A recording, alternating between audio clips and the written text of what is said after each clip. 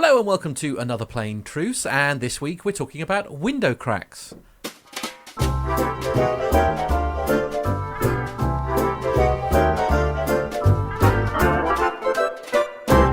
Joining me, as always, is the legend that is Captain Al. Hi, Captain Al.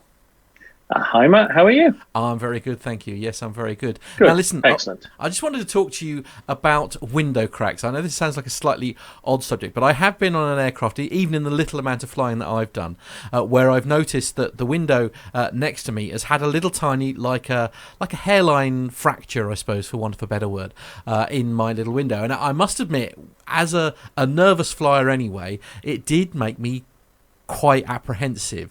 So, I presume that obviously isn't some kind of major thing to be worried about as a thing. And I know there's another window on the outside, so maybe you could sort of talk me through a little bit of the procedures and things involved, like when it comes to the vehicle, to the aircraft inspections and stuff, and why perhaps that had been left rather than changed. Okay, so within the passenger cabin, we've got those little windows that you and I look out of to admire the beautiful scenery beneath us, all the clouds. And you're quite right, there's two elements to it. There's the glass that is effectively on the outside. So that's what you are looking at if you're looking from the outside in. And then if you're inside, you've got a little bit of perspex, and then there's a gap between. Now, that little bit of perspex is primarily there to protect the glass on the other side, because what we don't really want is people smacking the glass with, sharp objects or trying to inscribe their name in it, thinking that it's a penknife and a tree trunk or something like that. And you will have probably noticed that there's a small hole in that piece of perspex. Yes. Yeah. And that's just to allow the pressure to equalize between the gap in between the perspex and the glass, really, because obviously the pressure in the cabin is changing. So it's just to allow pressure equalization between the perspex and the glass. So the perspex, which is just a protector for the glass, does get cracked and damaged. It's cosmetic. It's just there almost as trim, really. As I say, it provides a protection function, but it can be cracked. It would be very, very unusual to see any cracks in the glass on the other side of that perspex. And I can honestly say that I've never known them to become cracked other than by something hitting them. And that's been typically from the outside. So the windows in the passenger cabin, they're pretty robust, to say the very least, primarily because they're protected quite well. Not too many things hit them from the outside, and we protect them from sticky fingers and pen knives from the inside. So moving on from what I call like the cabin area into the cockpit. Now, I mean, I've had something hit my windshield, and obviously I've ended up with a hairline crack or whatever that's worked its way up the screen. I mean, what are the rules as far as you as a captain is concerned? I mean, can you basically fly with a crack in your windscreen? So this is where it becomes a little bit complicated, because typically, windscreens for cars are made up of 3 layers, and generally for aircraft, they're made up of 7 or more layers.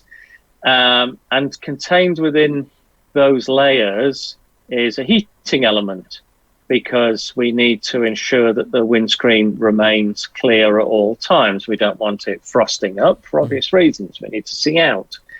So, as you can appreciate, heating and cooling glass does provide a certain challenge, and the windshields themselves have a finite life, number of cycles.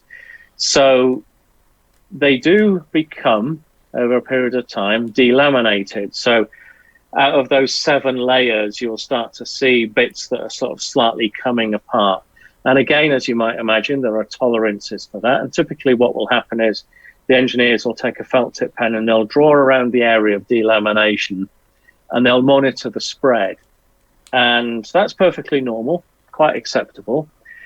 With regards to cracking, we have basically 2 scenarios in flight. Has the windshield cracked on the inside or the outside. So if it's just a crack that you can see, but you cannot feel. So typically what you do is you take a pencil, a credit card, not your finger, because if it is a crack on the inside, you will cut your finger, but you will try to feel whether that crack is on the outside or the inside. If you can feel that crack on the inside, you have a problem because the integrity of the windshield is seriously impaired.